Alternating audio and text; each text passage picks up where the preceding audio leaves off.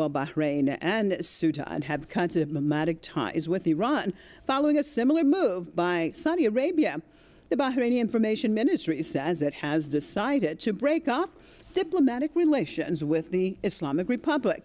While the move comes in the wake of Iranian criticism of Saudi Arabia's execution of Sheikh Nimr and 3 other Shia activists on Saturday. Manama has asked Iranian diplomats and their families to leave its soil within the next 48 hours.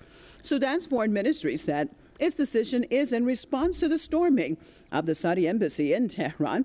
The United Arab Emirates, another Saudi ally, has recalled its ambassador from Tehran and downgraded diplomatic representation to the level of chargé d'affaires. The UAE also slashed the number of Iranian and Emirati diplomats in respective capitals. Well, Iran has reacted to Saudi Arabia's decision to cut bilateral ties amid a row over the execution of a prominent Shia cleric in the kingdom. Iranian Foreign Ministry spokesman says the severance of diplomatic relations with Tehran is in line with Riyadh's policy of fueling tensions. Hossein Jabari Ansari delivered a blistering criticism of Saudi policies both at home and abroad. Well, the fact of the matter is that the government of Saudi Arabia, unfortunately, defines its existence in the creation of clashes and escalation of tension in the region. Well, in the recent years, it has continuously adopted policies and taken moves in that direction, and the whole set of the problems that it's facing on the home turf tries by blaming others and to try to tackle its own issues. Now, the harsh approach toward the reformist demands and freedom-seeking demands inside the Saudi territory, the last instance of which was speaking with the language of execution and beheading. That includes martyr Bagher and Nimr.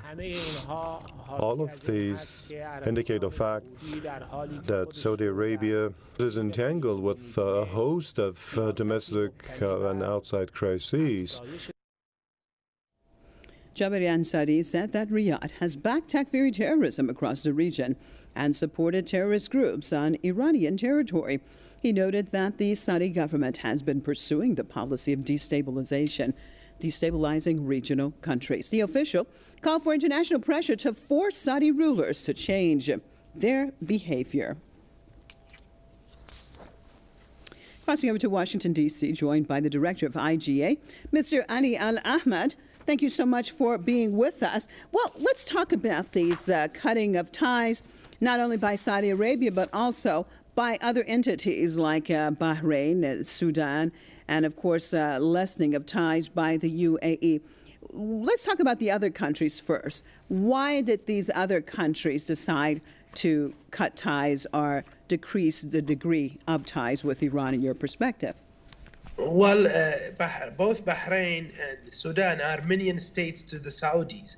The Bahraini government is really part of the Saudi government at this moment, and the Sudanese government is trying its best to get some cash inflow from the Saudi government. They received about $2 billion, and they are trying to get themselves rehabilitated in the international community, given the fact that the Sudanese president is on international criminal court wanted list. So that's their view, that they can get away from sanctions and international condemnation. So UAE is kind of pushed in the corner because they have to take something, and they took the minimum a step toward minimizing the relationship, because they are not on board with the Saudis, but they also feel pressured that the Saudi will bring to them.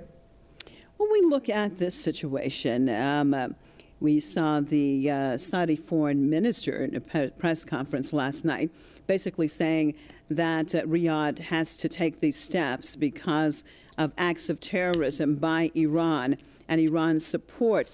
For terrorist groups, let's look at this aspect of things. Why do you think that Saudi Arabia has really chosen this time to make this move? This is the Saudi typical deflection policy away from the executions, away from its internal or domestic crisis that is erupting since the announcement of the Saudi budget that really showed the Saudi government is on a shaky ground economically. Domestically, they needed to distract away from that. The execution timing was meant to do that. And they are trying to frame this into an Iranian-Saudi war or a Shia Sunni clash. This is not true. And then we should be always aware that and careful not to fall into this trap. This is not about Sunni versus Shia. It's not about Saudi Arabia versus Iran. This is about the Saudi government legitimacy and survival. The fact that most of the people boycotted the Saudi monarchy organized elections, 95% of the people did, and most people were unhappy with the economic numbers that came with the budget. So this is the crisis that the Saudi government is facing and will continue to face in 2016. All right. Well, thank you so much for being with us, Mr. Ali Al-Ahmad, Director of IGA out of Washington, D.C. And as you can see, Germany is warning, this is breaking news, Saudi Arabia, that it may review its military contracts with Saudi Arabia. So